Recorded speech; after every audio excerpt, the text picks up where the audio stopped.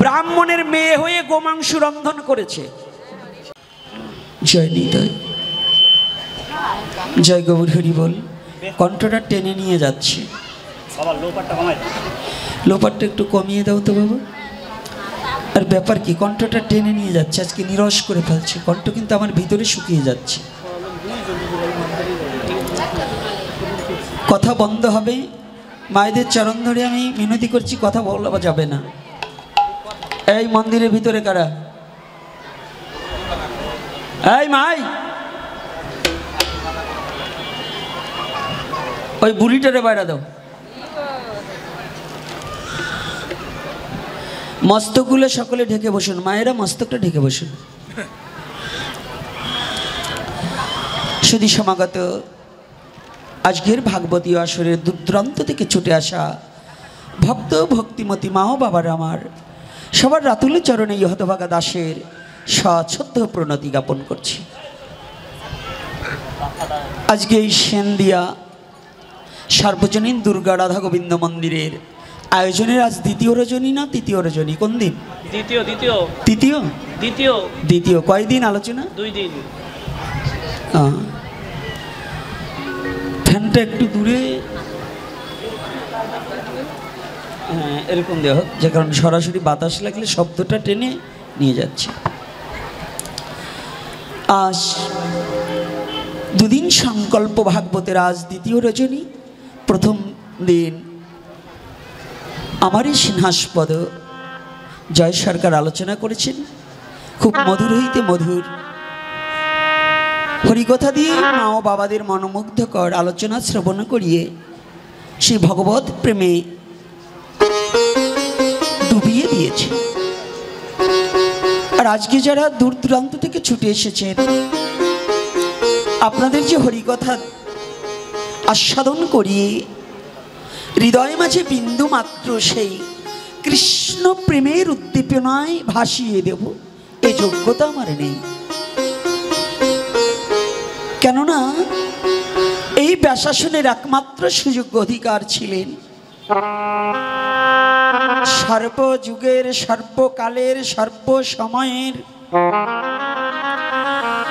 সৃষ্টির শ্রেষ্ঠ ত্যাগী ব্যক্তি যিনি পৃথিবীতে প্রকাশ পাওয়ার আগেই মাতৃগর্ভ থেকেই সমস্ত মায়াকে পরিহার করে পৃথিবীতে এসেছিলেন।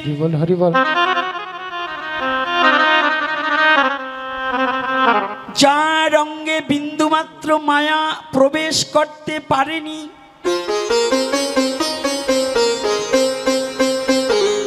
যে ব্যক্তির চরণে বন্দনা করবার নিমিত্তে দেবতা পর্যন্ত দূরে দাঁড়িয়ে করজোড়ে দাঁড়িয়েছিলেন,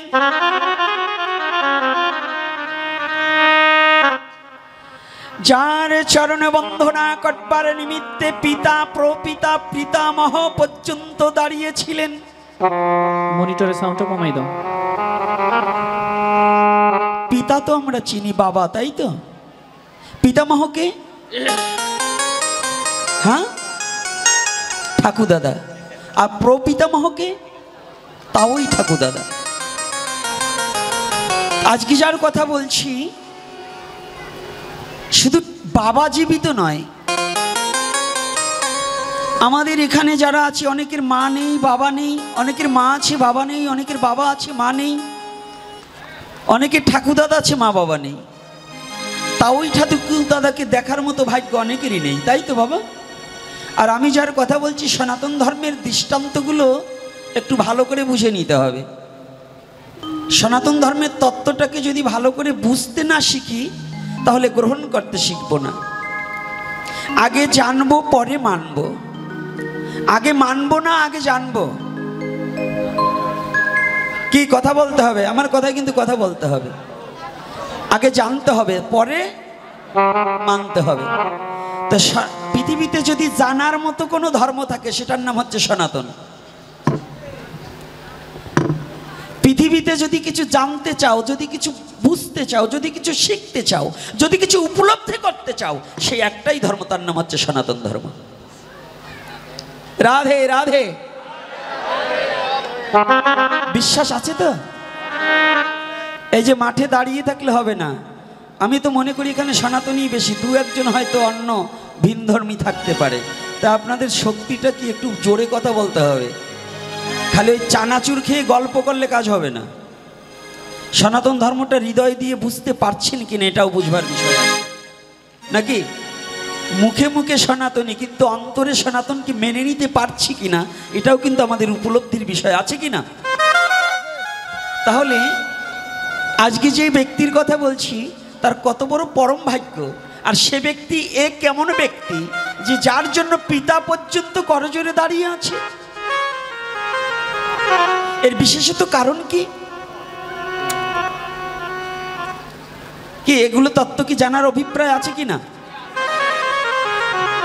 বাবা এমন ব্যক্তির জন্য, বাবা ছেলের জন্য করজোড়ে, ছেলে বাবার জন্য করজোড়ে দাঁড়িয়ে থাকবে, তাই তো।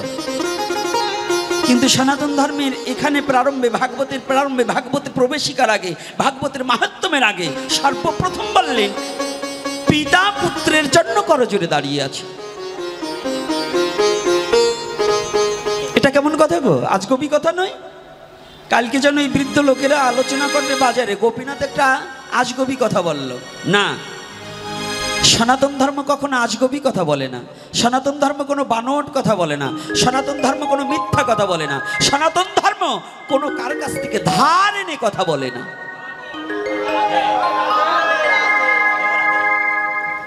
বাবারে জারি সাউন একটু পয়সা দিয়ে স্ট্যান্ড টিস্ট্যান্ড কিনো, এরকম হালকায় বুড়ো মেশে দাঁতের মতো স্ট্যান্ড কিনো না, এ ধরলেও পরে না ধরলেও পরে। একটু টাকা দে বাড়ি ঠারি একটু জব্দতা কিনো, রাগ করিও না। ব্যবসা করতে হইলে ভালো জিনিসের দরকার। স্ট্যান্ড আনছে বাতাসের আগে পড়ে যায়, এই জন্য আমার যদি আনো একটু জব্দটা আইনো, মাঝে মাঝে মন যায় খেপে দরবার গেলে এটা পড়িয়ে যাবে। যাক, রাধে রাধে। সকলে ভালো আছেন তো? আজকে যে ব্যক্তির কথা শুনবো, এই ব্যক্তির কথা শোনার আগে আমরা একটু রাধা মাধব কীর্তন করব নাকি সবাই? তো ভগবান কাদের কাদের হাত দিয়েছে, হাতগুলো একটু দেখতে পারি। রাধে রাধে। সবাইকে হাত দিয়েছে, শুধু আমাকে দেয়নি। আমি কিন্তু হাত তুলিনি।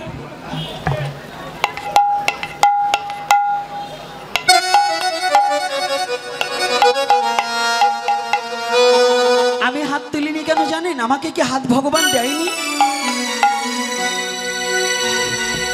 ভগবান আমাকে হাত দিয়েছে, কিন্তু সত্যিকার অর্থে প্রতিটা জীবকে ভগবান দিয়েছে।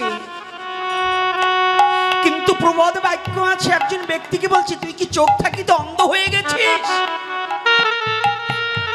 বলে না বাবা, এহেন জগতে যারা কৃষ্ণ ভজন করে না, ভগবান করুণা করিয়া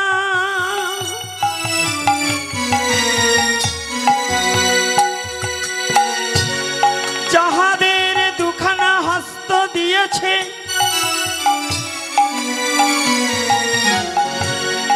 সে হস্ত যদি গোবিন্দ সেবার নিমিত্তে না হয়, সে হাত থাকিতে অতুর হয়ে গেল।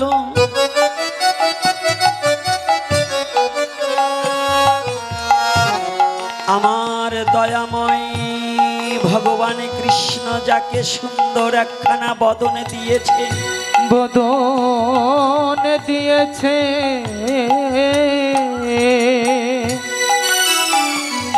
যে বদন থাকার অবস্থায়, যার বদনে মধুমাখা হরিনাম উচ্চারিত হয় না,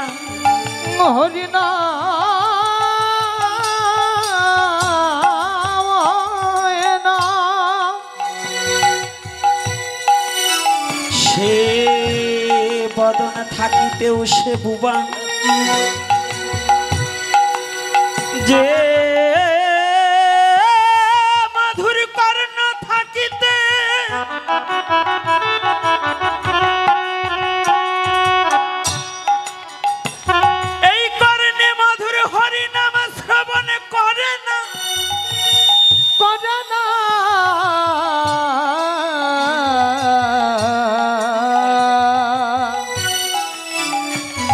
সে ব্যক্তি কর্ণ থাকিতেও বধির, ভগবান যাকে দুখানা নয়ন দিয়েছে, যে নয়নে আমার প্রাণী গোবিন্দের প্রতিচ্ছবি দর্শন হয় না, যে নয়নে কৃষ্ণ বলে কাঁদিতে জানে না, জানে না,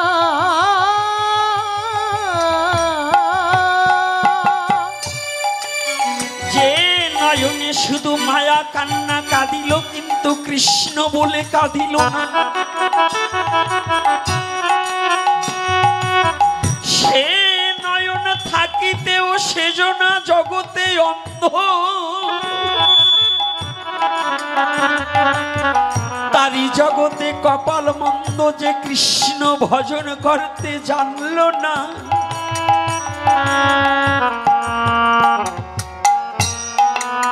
এমন সুন্দর একখানা বক্ষ দিয়েছে ভগবান। ও বাবা,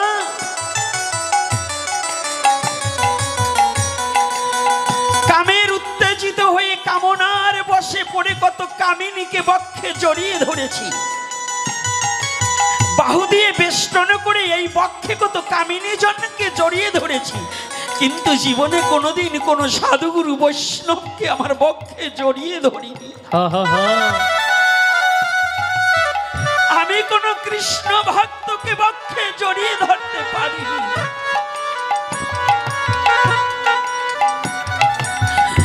ভগবান সুন্দর একখানা মস্তক দিয়েছে আমাকে, অহংকারের বশীভূত হয়ে অভিমানে পড়ে আমি গর্ব করে উন্নত শিরখানা মস্তকখানা উঁচু করে রেখেছি, কিন্তু জীবনে কোনোদিন কোন সাধুগুরু বৈষ্ণবের চরণে মস্তকখানা নত করে দেখিনি।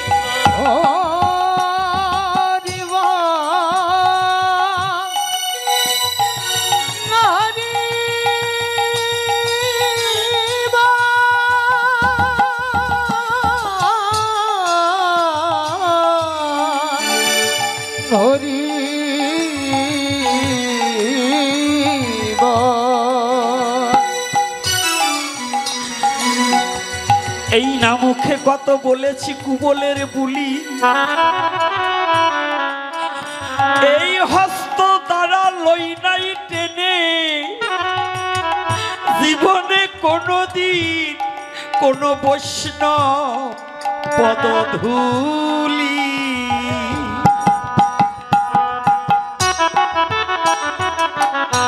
শুধুই অহংকারের পরিপাকে পড়ে আমিত্ব নিয়ে সংসার করে কোনদিন গোবিন্দ আমি তোমার হলে বলে জীবনে কোনদিন আমার গোবিন্দের চরণে নিজেকে সুফে দিতে পারিনি।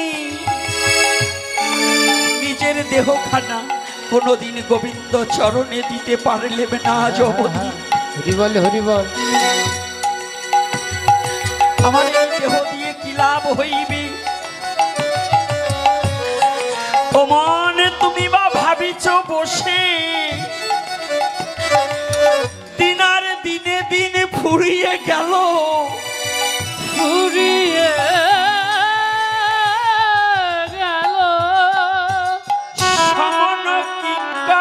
তোমার পিছে কিসের জন্য ভাবছো মা? ভাবনা ছেড়ে দাও। তাই এই জীবনে তো এই হাত দিয়ে অন্যায় অপকর্ম ছাড়া করিনি।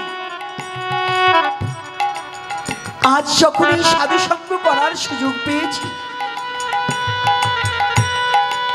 আজ 10 ইন্দ্রিয় প্রতি অঙ্গ দ্বারা যেন হরিনাম হয়। আমার মহাপ্রভু প্রতিটা জীবকে প্রতিটা অঙ্গ প্রত্যঙ্গকে ধন্য করবার নিমিত্তে মানবের 10টা ইন্দ্রিয়কে, মনকে দিয়ে একাদশ ইন্দ্রিয়, একাদশ ইন্দ্রিয়কে ভগবত প্রেমে ডুবাবার নিমিত্তে আমার গৌর হরি বললেন, 10 5 মিলে সবে দাঁড়েতে বসিয়া কীর্তন করহ সবে হাতে তালি দিয়া।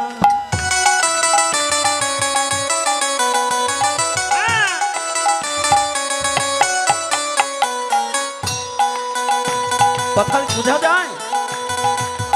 আমার মহাপ্রভু বলেছে অন্য কেহ নয়, হে সনাতনী জাতি, হাত দুটোকে কাজে লাগাও। কেন? করো তাল পাবে তাল।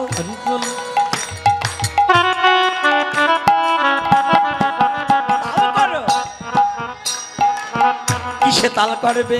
তোমরা হরি নামে তাল করো, তোমরা হরি নামে তাল করো।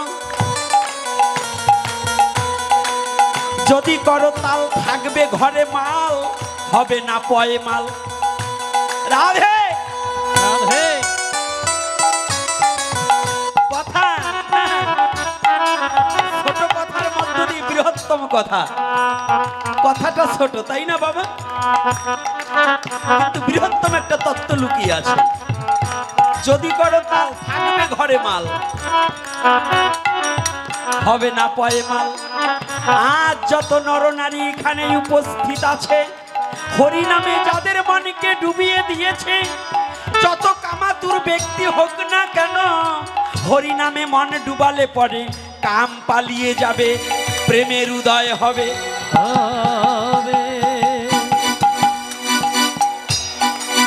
হবে কি না? নামে যদি মন ডোবে, কাম থাকে? থাকবে কাম? কিরে বাবা, থাকবে? তাহলে মনটাকে কোথায় ডুবাতে হবে? নামে ডুবাতে হবে। মন যখন নামে ডোবে, তখন দেহে প্রেম উদয় হয়। প্রেম যখন উদয় হয়, তখন প্রেম যখন গাঢ় হয়, তখন মহাভাবের উদয় হয়।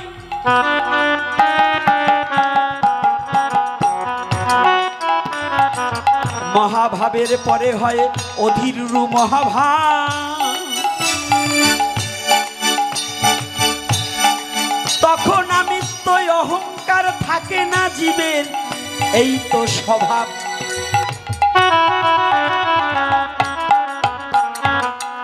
আমিত্ব দূরে গেলে মন পবিত্র হবে। মন পবিত্র হলে দেহে কৃষ্ণের দেখা পাবে।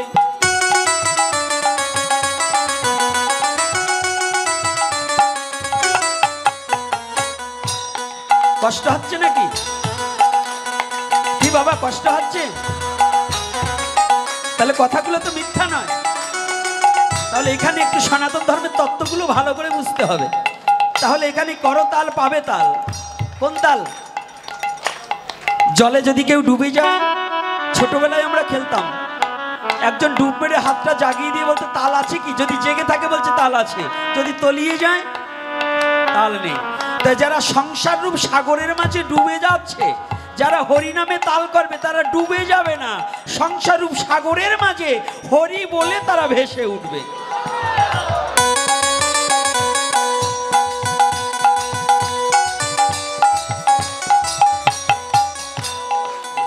এই জন্য আমার মহাপ্রভু চারি যুগের শ্রেষ্ঠ অবতার। কয় যুগের? সত্য ত্রিতা দাপর কলি, চারি যুগের মধ্য ধন্য কলি। ধন্য কলি যুগ, যে যুগে আমার শ্রীকৃষ্ণ চৈতন্য অবতার, নাম প্রেম ধর্ম তিনি করিলেন প্রচার।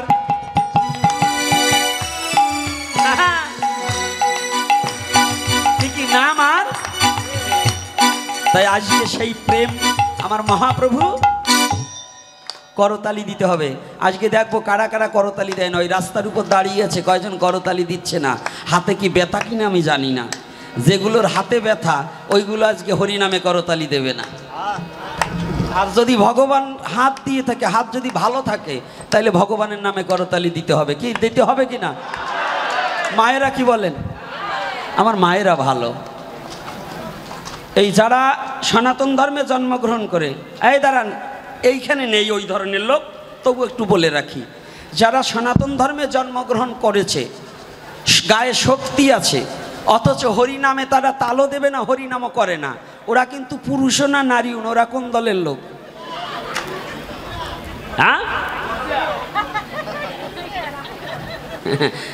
ওই দলের লোক যদি এখানে থাইকে থাকে, ওরা মুখে হরিনামও করবে না আর করতালিও দেবে না, তাই না? আরে না, আপনারা ঠিক ঠিক করেন। ওরাও আজকাল ভারতবর্ষে গেছি, ওই সাথে ছিল যারা, এই যে আপনাদের দীপক আর আমার হচ্ছে দিব্যজ্ঞান, ও সাথে ছিল। ওরাও ট্রেনে উঠলে পরে রাধে রাধে বলে, করতালি দেয়, রাধে রাধে বলে। তাহলে ওগোছেও খারাপ ওই যেগুলো সনাতন ধর্মে জন্মগ্রহণ করে হরিনামে করতালি দেয় না, ওদের চেয়েও খারাপ। তো এই জন্য হ্যাঁ, আমার কিন্তু আজকে কণ্ঠ নাই, তারপরেও যেটুক আছে তাই দিয়ে রাধা মাধব কীর্তন গাই। আপনারা সকলে গাবেন। মালা দাও, মালাগুলো দাও।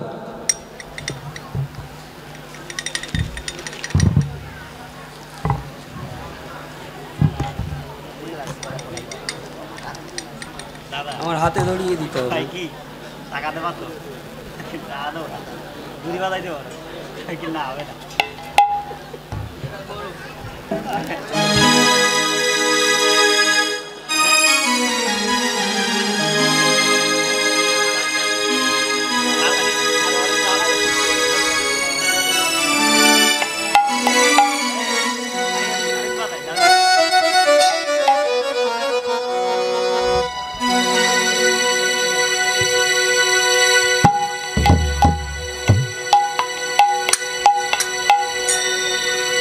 जय श्री राधे श्याम। जय राधा माधव, जय कुंज बिहारी। जय राधा माधव,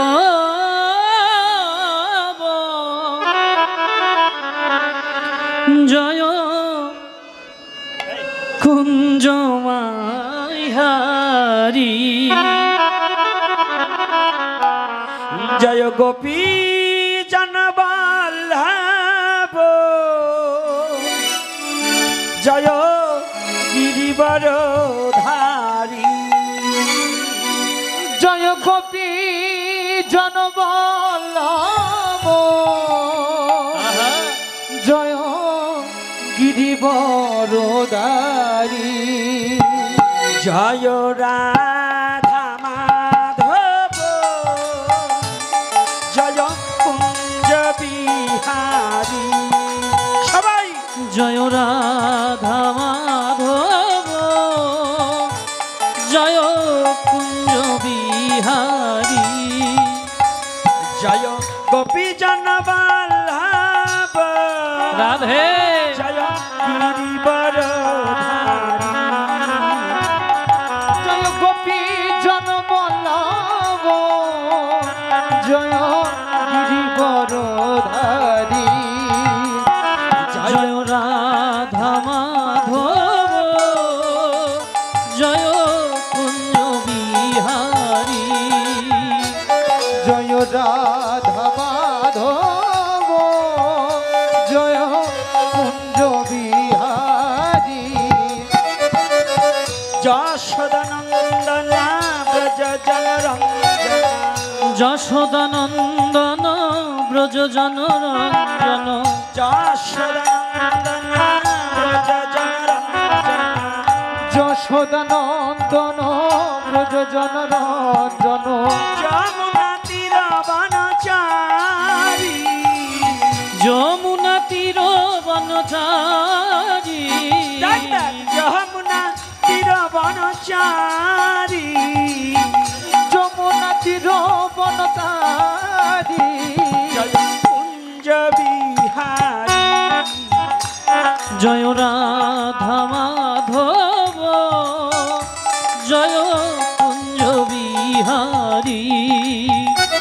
জয় রাধা মাধব জয় কুঞ্জ বিহারী রাধে রাধে জয় রাধে রাধে বল সবাই রাধে রাধে রাধে বল রাধে রাধে রাধে বল দুটি বাহু তুলে রাধে বল রাধে রাধে রাধে রাধে রাধে বল এই রাধে রাধে রাধে রাধে রাধে রাধে বল এই রাধে রাধে রাধে রাধে রাধে রাধে বল জয় রাধে সবাই রাধে রাধে রাধে বল রাধে রাধে রাধে বল রাধে রাধে রাধে দেও এই রাধে রাধে রাধে রাধে রাধে রাধে বল এই রাধে রাধে রাধে রাধে রাধে রাধে বল হরি বল ত্রিবাহু তুলে রাধে বল দুটি বাহু তুলে রাধে বল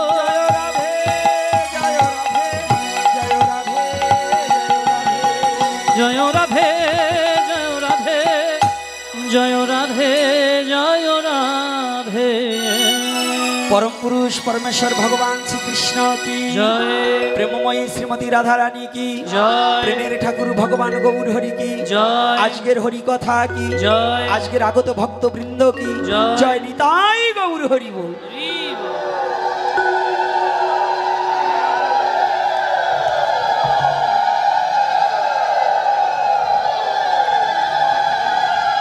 একদম বাজে না না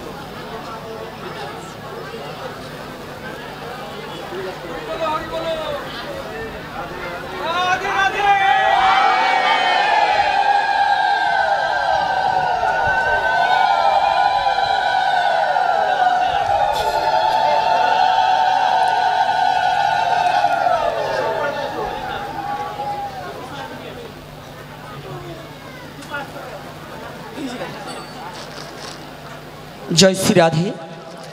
আমরা যেখানে ছিলাম সেখানে আবার গমনাগমন করি। আলোচনার প্রারম্ভে যেখানে আমি রেখে এসেছি সেখানে আবার যেতে হবে, তাই তো? আজকে আমাদের অভিপ্রায়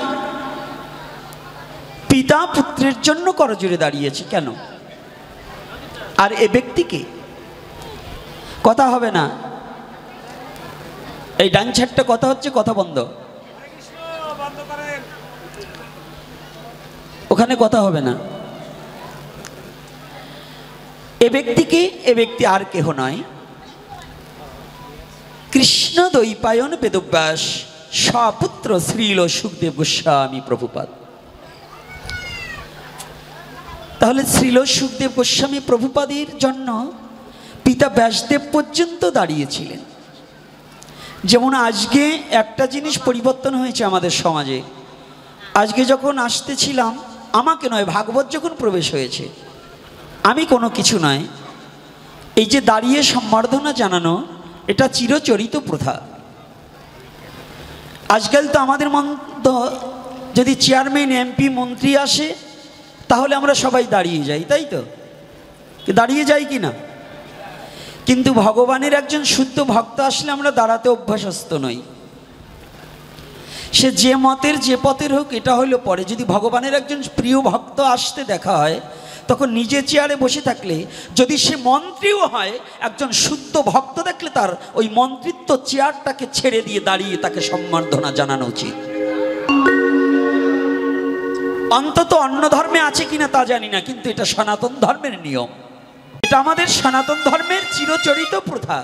যদি বলেন কোথা থেকে, এখানে সুখদেব গোস্বামী যখন এসেছিলেন হরিদ্বার ব্রহ্মকুণ্ডে সরস্বতী নদীর পারে প্রয়াগ উপবেশনে যখন রাজাধিরাজ মহারাজ পাণ্ডকুলোদ্ভব রাজাধিরাজ মহারাজ পরীক্ষিত যখন বসেছিলেন চিন্তিত চিত্তে, দুঃখ নয়, ভাগবতের মহারাজ পরীক্ষিতের কোনো দুঃখ নয়, কোনো ভীতি নয়। আমরা যারা যদি আমার ক্যান্সার রোগ হয়, আমার যদি একটা ব্যাধিগ্রস্ত হয়, যদি শুনি আমি আর 6 মাস বেঁচে থাকবো, আমরা চিন্তাগ্রস্ত হই, মানে বেদিক দুঃখে এবং শোকে এবং ভয়ে ভীতি হয়ে যাব, যাই না? হয় কি না? আর মহারাজ পরীক্ষিত কিন্তু মৃত্যু ভয়ে কখনো ভীত হননি। মহারাজ পরীক্ষিত চিন্তিত চিত্তে। চিন্তাটা কি ছিল? আজকে কিন্তু একটু ব্যতিক্রম আলোচনাটা, কেন জানেন? আজকে আমি ইয়াং জেনারেশন এবং আজকে একটা ভালো সুন্দর পরিবেশ দেখেছি সেনদিয়াতে। অনেক আগে একবার এখানে আলোচনা করে গিয়েছি, কিন্তু সেদিন এত মধুময় পরিবেশটা ছিল না, তার চেয়ে অনেক পরিবর্তন। আমি এজন্য প্রণাম মহমেদের এই ভক্ত এবং ভক্তিমতী মা বাবাদেরকে, যে সেই আজ থেকে অনেক কয়েক বছর আগের সেই পরিবেশটা এখন অনেক পরিবর্তন ঘটেছে। এজন্য সচেতনতা এসেছে, আমার যুব সমাজ ভাগবতে আসতে শিখেছে, এজন্য আমার ভালো লেগেছে বিধায় আজকে আলোচনার ধারাটা একটু ব্যতিক্রম। আমি পথে থেকে মনে মনে ভেবেছিলাম অন্যতা, আর আজকে আসার পরে আপনাদের বদন দর্শন করে, আমার এই মা বাবাদের বদন দর্শন করে আমার মনের পরিবর্তন একটু চেঞ্জ হয়ে গেছে। সেটা হচ্ছে এই কারণেই, সবাই বলছে ধর্ম এই যুগের সব শেষ হয়ে গেল, নষ্ট হয়ে গেল। না, আজ আমি আশায় বুক বেঁধেছি, সনাতন ধর্ম নষ্ট হতে পারে না, সনাতন ধর্ম আরো উন্নত হবে। জয় শ্রী রাধে রাধে। নষ্ট করার মতো যোগ্যতা পৃথিবীতে কারো নেই। কারণ যেভাবে যুবক ছেলের কণ্ঠে তুলসীর মালা, যেভাবে যুবতী আজকে হরি নামের বন্যা বইয়ে দিচ্ছে, সেই হিসাবে আমি বড়ই আনন্দিত যে না, আশায় মরে যাওয়ার পরেও শান্তিতে মরতে পারবো, যে আমার উত্তরসূরিগণ প্রভুর নাম করবে। আজকে মহারাজ পরীক্ষিত শোকাহত নয়, ভীত নয়, চিন্তিত। তাহলে চিন্তাও দু প্রকারের আছে, একটা সুচিন্তা আর একটা কুচিন্তা। চিন্তা কয় প্রকার নাকি দু প্রকার কি নয়? একটা সুচিন্তা আর একটা কুচিন্তা।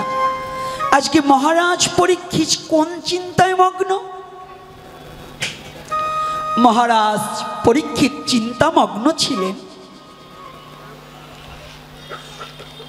একমাত্র চিন্তাটা ছিলেন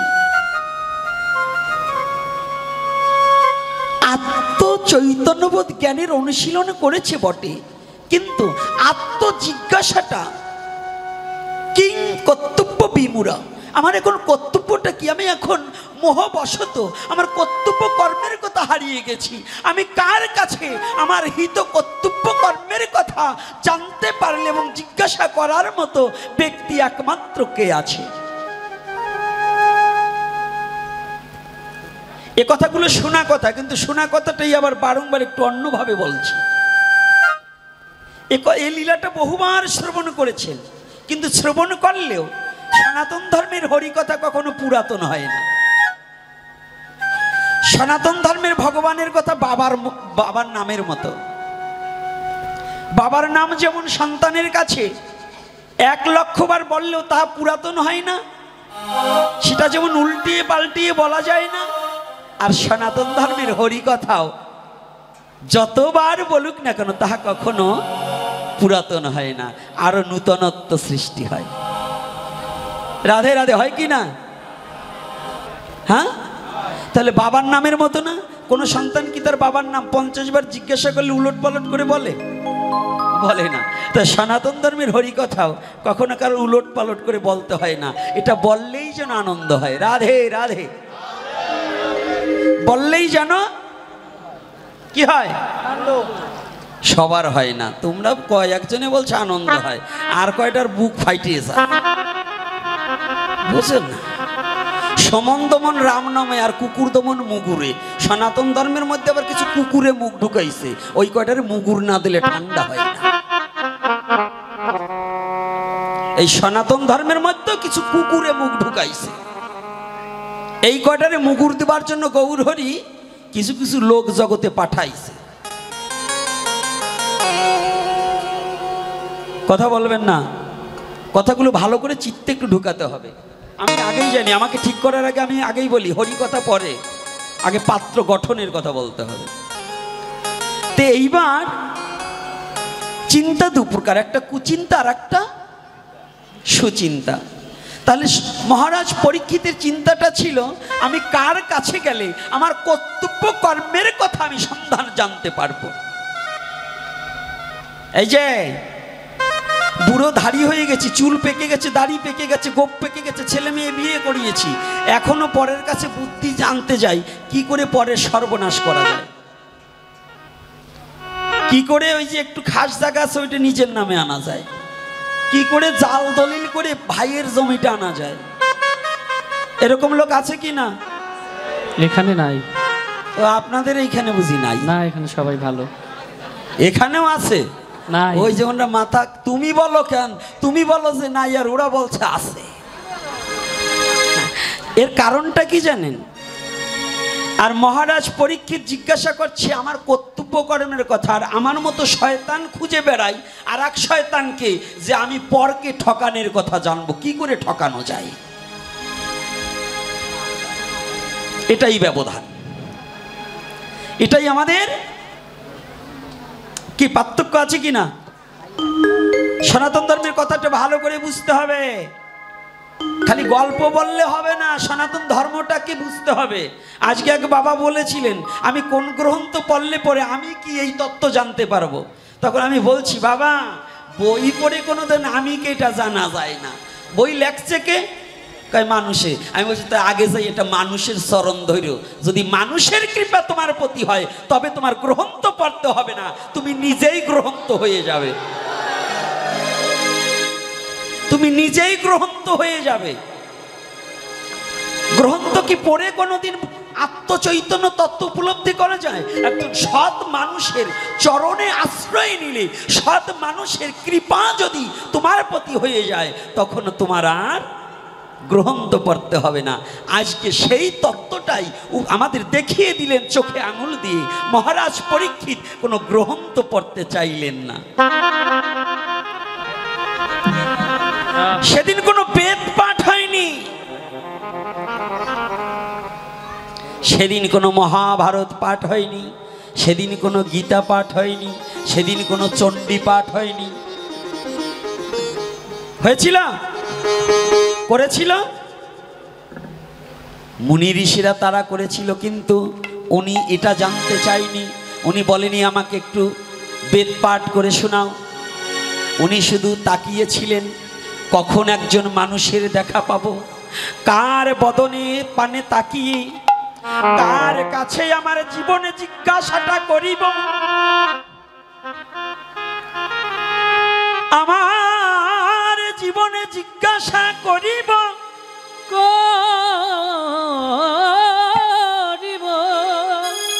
কোথায় গেলে আমি আত্মতৃপ্তি পাইব, পাইব। দেহ সুখ নয়, আত্মসুখ।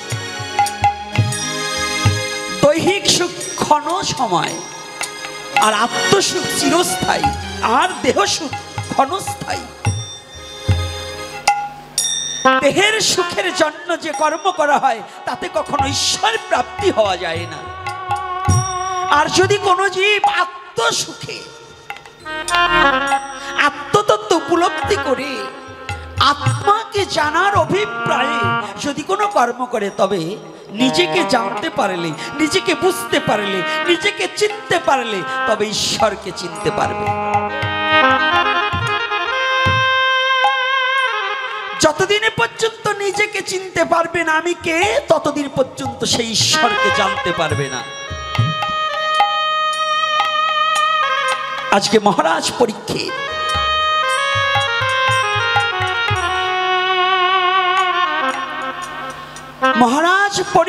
শুধু তাকাচ্ছে আমি কার কাছে জানব। 60,000 মুনিবর্গ কাউকে দেখে কারণ বদনের দিকে তাকিয়ে একটিবার চিত্তে প্রশান্তি উদয় হয়নি। একবারও জীবনে জিজ্ঞাসার নিমিত্তে কোনো হৃদয়ে মাঝে সাড়া দেয়নি আমি কাকে জিজ্ঞাসা করব। ঠিক তেমতি সময় সর্বত্যাগী মায়াকে পরিত্যাগ করলে পরে দেবতা পর্যন্ত তার চরণের দাস হয়ে যায়। এই যে দুর্গা পূজা করছেন, কালী পূজা করছেন, যত দেবতার পূজা করেন না কেন, যদি আপনি মায়া ত্যাগী হতে পারেন, মায়াকে পরিত্যাগ করতে পারেন, ওই সমস্ত দেবতা আপনার চরণের দাস হয়ে যাবে। রাধে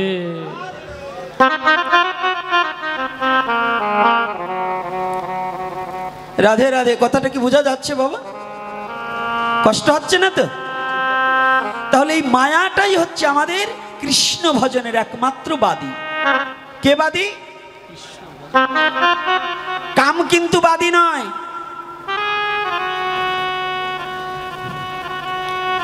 কাম হচ্ছে কৃষ্ণ সেবার বস্তু। কাম যখন, কাম আছে কামনা শূন্য, তাহলে কামকে তো শাস্ত্রে নিষেধ করেনি, কিন্তু কামনাটাকে নিষেধ করেছে। আর এই কামনার সৃষ্টি হয় মায়া থেকে। কি থেকে? কামনার সৃষ্টি কাহা থেকে? আজকে কিন্তু কথা বলতে হবে। ভাগবতে অনেক সাধুরা বলে ভাগবতে কোনো প্রশ্ন করা যাবে না, ভাগবতে কোনো কিছু বলা যাবে না, এরকম বলে না সাধুরা? কিন্তু ভাগবত তো প্রশ্ন দিয়েই শুরু হয়েছে, এটা কি উনি জানে না? যদি সেদিন মহারাজ পরীক্ষিত প্রশ্ন না করতো তাহলে ভাগবতী আসতো না। রাধে রাধে। তাহলে ভাগবতে কোন প্রশ্ন করা যাবে না? ভাগবতে প্রশ্ন করা যাবে না কাউকে ঠকানোর উদ্দেশ্যে। কাউকে ঠকানোর উদ্দেশ্যে ভাগবতে কোনো প্রশ্ন করা যাবে না। ঠকানো ছাড়া তুমি ভগবানকে জানবার উদ্দেশ্যে যদি কোনো প্রশ্ন করো সেটা অবৈধ নয়, সেটা বৈধ হয়। আর যদি কাউকে মাপার জন্য, কাউকে পরীক্ষা করার জন্য সে কতটুকু জানাশোনা, কতটুকু শাস্ত্র পড়েছে, এজন্য যদি ভাগবত আসরে কেউ প্রশ্ন করে সে গাধার নেয়। গাধার তবু বুদ্ধি আছে, তার তাও নেই। এজন্য আমাদের সনাতন ধর্মে ভাগবতে প্রশ্ন করা অবৈধ নয়। তো এইবার শ্রীল সুখদেব গোস্বামী প্রভুপাদ যখন উপনীত হয়েছে, সমস্ত আর্য মহর্ষিরা একবার গগনের দিকে তাকাচ্ছে আর একবার মর্তের দিকে তাকাচ্ছে, ওই পথের দিকে যে পথ দিয়ে শ্রীল সুখদেব গোস্বামী প্রভুপাদ গমনাগমন করছে। দুদিকে তাকাচ্ছি কেন? সকলে চমকে উঠেছে। কি গগনের সূর্য! জীবনেতে কখনো দেখিনি যে দুটো সূর্য হয়। সুখদেব গোস্বামীর অঙ্গ কান্তি থেকে এমন ছটা বেরিয়েছে, অঙ্গ ছটা, অঙ্গের জ্যোতি, অঙ্গের কিরণ, যে বনমধ্য দিয়ে আসছে। আর্য মহর্ষিরা ভাবছে আর একটা সূর্য এসে উদয় হয়েছে, উপনীত হয়েছে।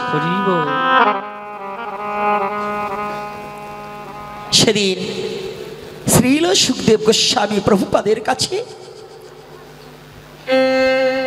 যখনই এসে উপনীত হয়েছিলেন, করজোরে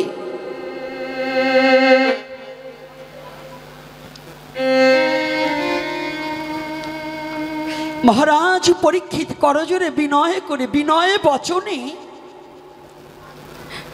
ষষ্টাঙ্গে প্রণাম করে বলছে, মণিবর, মণিবর। গায়ের উত্তরীখানা খুলে দিয়ে অশ্বত বৃক্ষের নিচে পেতে দিয়ে বলছেন, আপনি করুণা করে আসন উপবেশন করুন।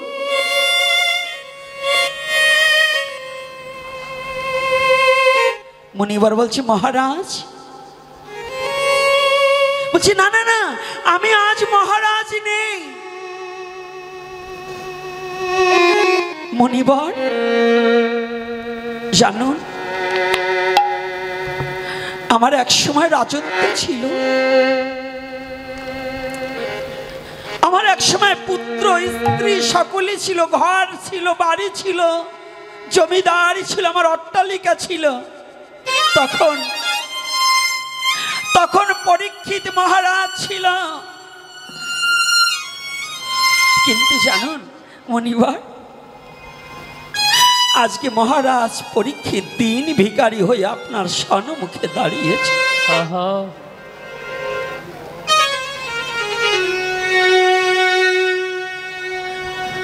আপনি আর কখনো এই পরীক্ষিতকে মহারাজ বলবেন না। আজ যে আমি বড় ভিখারি হয়ে গেছি, শুধু ভিক্ষার জন্য দুটি হাত জোর করে দাঁড়িয়ে আছি। কখন আমি সেই মহাজন পাবো, কার কাছে ভিক্ষা চাইব? মনিবর, আমার মতো ভিখারি আজ আপনাকে বসবার দেওয়ার মতো কিছু নেই।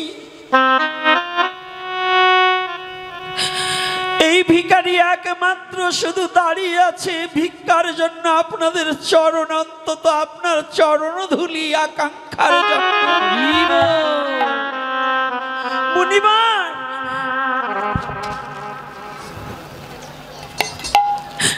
আজ দুটি হাত করজোরে বিনয় করে দাঁড়িয়ে আছি। আমাকে ফিরিয়ে দেবেন না, আমাকে নিরাশ করবেন না। আপনার বদন দর্শন করা মাত্র, আপনার চরণ দর্শন করা মাত্র আমার মন বলছে একমাত্র আপনার বদন হইতেই আমার সেই জীবন জিজ্ঞাসাটা হয়ে যাবে। আপনার কাছ থেকে আমার জীবন জিজ্ঞাসাটা আমি পাবো। ও মা, ও বাবা, আমাদের মধ্যে কত বড়লোক ব্যক্তি আছে, যত অর্থশালী লোক আছে, আমরা অনেকে একটু মাটিতে লুণ্ঠিত হয়ে একটু প্রণাম করি না, তাই তো? আমার ভালো শাড়িতে নোংরা ভরে যাবে, অনেক বাবা ভাবে আমার দামি পোশাকে বুঝি নোংরা ভরে যাবে, ধুলা ভরে যাবে। সনাতন ধর্ম শিক্ষা দিলেন, তুমি রাজাই হও, তুমি যত রাজাধিরাজ মহারাজি হও, একজন কৃষ্ণ ভক্তের চরণের ধুলি যত সময় পর্যন্ত তোমার মস্তকে না পারবে, ততদিন তোমার মানব দেহ ধন্য হবে। কৃষ্ণ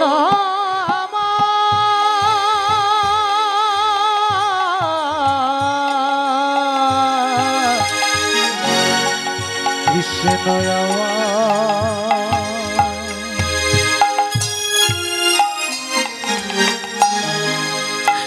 যতদিন পর্যন্ত তুমি যতই অহংকারের শিখরে বসে থাকো না কেন, এজন্য বিশ্বকবি রবীন্দ্রনাথ ঠাকুর বলেছেন, আমার মাথা নত করে দাও হে তোমার চরণ ধুলার তলে, সকল অহংকার হে আমার ডুবাও চোখের জলে।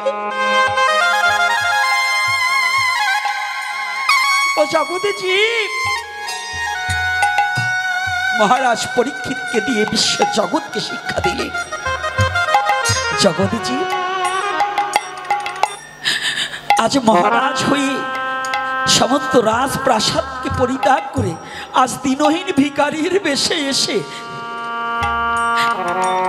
হরি কথার জন্য, জীবন জিজ্ঞাসার জন্য বসে রইলেন।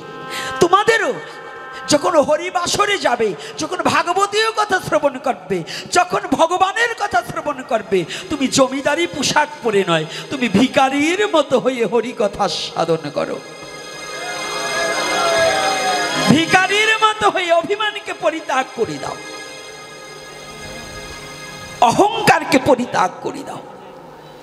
প্রতিটা জীবে যতদিন পর্যন্ত অহংকার, অভিমান, ক্রোধ, হিংসা, নিন্দা এটা না যাবে, ততদিন পর্যন্ত ভগবত প্রেমের হৃদয়ে জাগ্রত হয় না।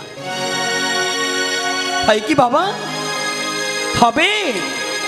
হবে না। তাহলে সনাতন ধর্মের শিক্ষাগুলো যে কত বড় মূল্যবোধ আর কত বড় চমৎকার শিক্ষা, এটা কিন্তু আমরা গ্রন্থ পড়ি ঠিক, শ্লোক মুখস্থ করি ঠিক, কাহিনী মুখস্থ করি ঠিক, কিন্তু আমাকে কি করতে বলছে এটা কিন্তু করি না। কি করছি? কি বাবা করছি নাকি?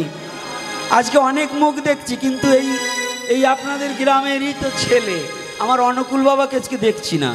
কি আসছে কিনা আমি জানি না। হ্যাঁ, অসুস্থ? ও জয় শ্রী রাধে।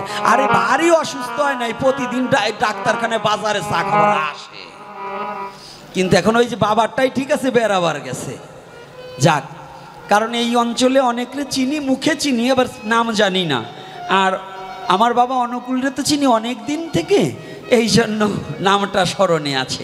যাক, আজকে দেখুন আমাদের শিক্ষণীয়, প্রতিটা সনাতন ধর্মের প্রত্যেকটা গ্রন্থ হচ্ছে জীবের শিক্ষণীয় গ্রন্থ, নাকি? শিখার জন্য না অন্য কিছুর জন্য? না। আচ্ছা, শিক্ষাটা মানুষের কিসের প্রয়োজন? শিক্ষাটা কিসের জন্য?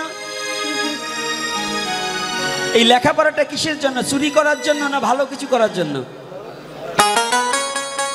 কিন্তু এখন বর্তমান শিক্ষা তো চুরি করার জন্য।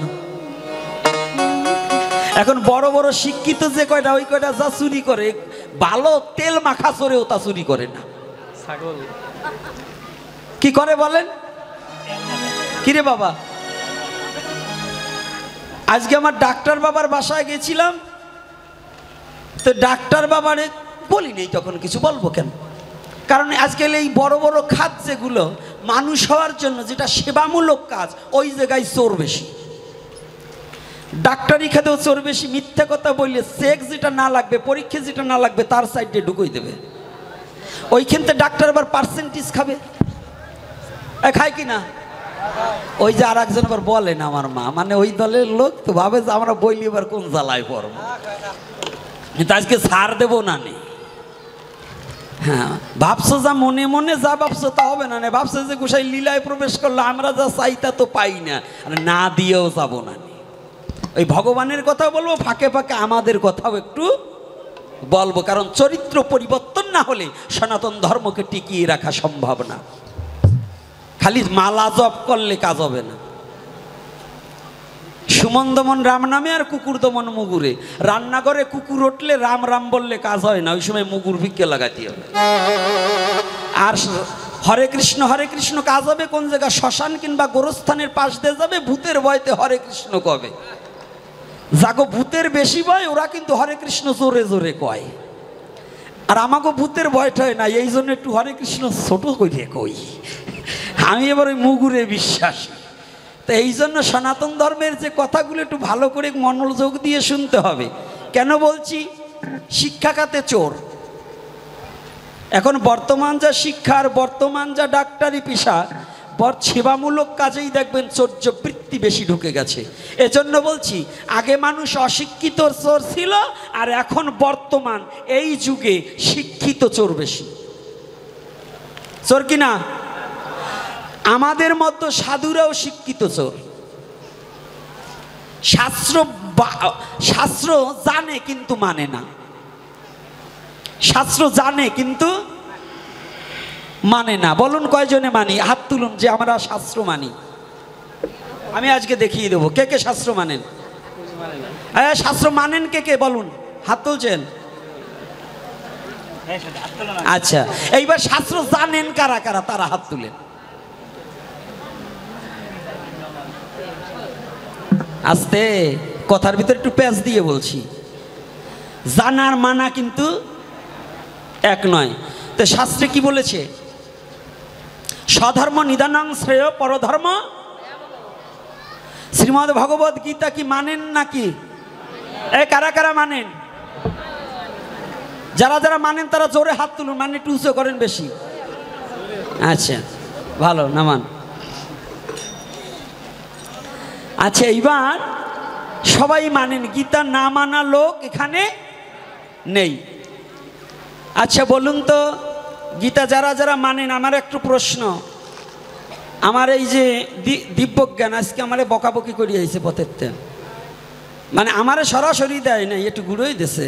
একজন আমার একটা দেখাবার গেছে, উনি বকা দিয়ে মোবাইলটা সরাই নিছে, ওনার খোঁজে ওনারা দেখাও কেন, মানে জারিটা দেয় কি? তো জারিটা যে দেবো না, আজকে তোমারে দিয়ে শুরু করব, মাস্টার মশারে দিয়ে শুরু করি। এর উদ্দেশ্য হচ্ছে উনি যে সরাই নিলেন, বলবো না এই আজকে জি বাংলা রান্না করে ওই মহিলার নাম কি? সুদীপা ব্যানার্জি, চ্যাটার্জি। আচ্ছা এই জায়গা কি ব্রাহ্মণ আছে না বাউন আছে? আছে দুই একটা। এই বাংলাদেশে কি ব্রাহ্মণ সব মরিয়ে গেছে না আছে? তো এই বাংলাদেশের কোনো ব্রাহ্মণ পেপার পত্রিকায় কোনো নিউজে কোনো এরা বলছে যে এই তুই ব্রাহ্মণ সমাজ থেকে বয়কট, এই দেখছেন একজনও বলছে? তাহলে কি এইগুলো কি সব অন্য ধর্ম গ্রহণ করছে? এটাও কি ব্রাহ্মণ নাই না? ওরাও কি সবগুলো ওই দলের লোক? ওরাও কি রান্ধে আর খায় নাকি? তাই যদি না খায়, না রান্না করে, তাহলে যে জি বাংলায় যে কাজটা করেছে, জি বাংলার রান্নাঘরের সেই ব্যক্তি সুদীপা চ্যাটার্জি, ও যে কাজ করছে, এইটার প্রতিবাদ কে কে জানিয়েছেন আর কে কে জানান নাই? যারা জানান নাই ওরা একটাও গীতা মানেন না। যারা এই কর্মের প্রতিবাদ জানায় নাই ওরা একটাও গীতা মানে না।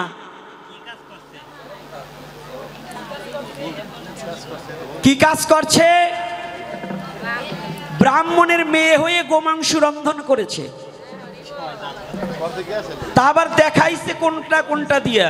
তাই এই শ্রীমদ্ ভগবত গীতায় ভগবান কৃষ্ণ নিজে অর্জুনকে বললেন, অর্জুন বললেন আমি যুদ্ধ করিব না, আর অর্জুনকে ভগবান কৃষ্ণ, এই সাধু বাবা এদিকে তাকান, রাধে রাধে বাবা। তাহলে অর্জুন কথাটা ভালো করে বুঝবেন, অর্জুন বললেন আমি যুদ্ধ করব না, বলেনি? আর ভগবান হয়ে তিনি বললেন অর্জুন তোর যুদ্ধ করতে হবে ভাই। বলছে না কৃষ্ণ আমি করব না। বলছে কেন করবো না সখা? এই একটাই ধর্ম, ভগবানের সাথে বন্ধু করা যায়, সেটা সনাতন। একটাই ধর্ম, ভগবানের ভাই বলে পাওয়া যায়, সেটা সনাতন। একটাই ধর্ম, ভগবানকে পুত্র রূপে পাওয়া যায়, সেটা সনাতন। একটাই ধর্ম, ভগবানকে সখা রূপে পাওয়া যায়, সনাতন। একটাই ধর্ম, ভগবানকে কাঁধে চড়ানো যায়, সনাতন। একটাই ধর্ম, ভগবানের কাঁধে চড়া যায়, সেটার নাম সনাতন। পারলে দাঁড়িয়ে বলো যেটা আমি মিথ্যা বলছি। যদি বাপের বেটা হয়ে থাকো তাহলে বলো যে সনাতন ধর্মে এটা নাই। আমি দেখিয়ে দিতে চাই, আমি যেগুলো বলছি প্রত্যেকটা আমার ভগবান করে দেখিয়ে দিয়েছে। করেছে কিনা? এই যেটা বলছি, তমেব মাতা চাপিতে তমেব তমেব বন্ধুচ্চ শাখা তমেব তম দেব দেব তমেব দেব দেব। কাঁধে চড়ায় কাঁধে চড়ে করে ক্রিয়ারণ, তুমি কোন বড়লোক তুমি আমি সম। একটাই ধর্ম, ভক্ত আর ভগবান একাকার হতে পারে, তার নাম সনাতন। একটু সনাতনের কথা ভালো করে শ্রবণ করো। খালি শুয়োরের ঝোল খাইয়ে সনাতনী দেখাতে যাইও না। সনাতন কি তাকে আগে উপলব্ধি করতে শেখাও, যে সনাতন ধর্মটা কি। পৃথিবীতে একটাই সনাতন ধর্ম, যে সনাতনে ভগবানের সাথে সম্বন্ধ করা যায়, সম্পর্ক করা যায়। ভগবানকে গোলক থেকে ভূলোকে আনার অধিকার একমাত্র সনাতন ধর্মের আছে। আছে কিনা? পারছে কিনা? কি মা পারে তো? তোমরা পারছো? কেউ জায়গা নাই। তাহলে এখানে একটু বুঝার চেষ্টা করুন। তাহলে গীতা মানছি কোথায়? গীতায় বললেন, অর্জুন বললেন ভগবান আমার জ্ঞাতিকে বধ করে আমি কখনোই রাজত্ব চাই না, তাই তো বলেছে? এখন তো বর্তমান প্রতি ঘরে ঘরে গীতা শিক্ষা চালু হয়েছে, হয়েছে না? আচ্ছা, গীতা পড়ানো হয়, গীতা শিক্ষা দেওয়া হয় না। এখন গীতা পড়ানো হচ্ছে কিন্তু গীতা শিক্ষা দেওয়া হয়নি। আগে যদিও গীতা কম জানতো, তারা গীতা শেখতো, পড়তো না। আর এখন গীতাকে পড়া হচ্ছে কিন্তু মেনে নেওয়া হচ্ছে না। কেন মেনে নেওয়া হচ্ছে না? অর্থাৎ গীতায় ভগবান কি জানাতে চাইছে, প্রতি ঘরে ঘরে প্রত্যেকটা পাঠকের, প্রত্যেকটা আলোচকের এই গীতার